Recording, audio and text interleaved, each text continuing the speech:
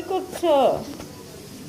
তো fried rice করছি। তুমি তোমার শরীর খারাপ, রেস্ট করছিলা, মেয়েদের টিফিনের জন্য ফ্রাইড রাইস করবো। আজকে ঘুম থেকে উঠতে দেরি হয়ে গেল। এটা কি?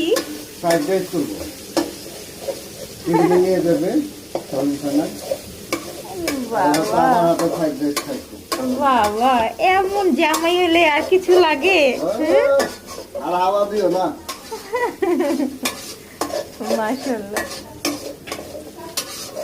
এটার মধ্যে কি কি দিচ্ছ? এতে পেঁয়াজ, কাঁচামরিচ, ডিম, হলুদ,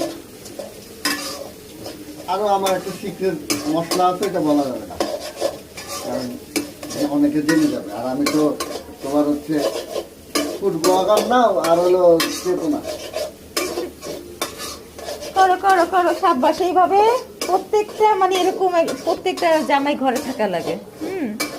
তাহলে সংসার হবে সুখের, মধুরময়। বউ ঘুমাবে আর জামাই হচ্ছে মেয়েদেরকে টিফিন বানিয়ে দেবে।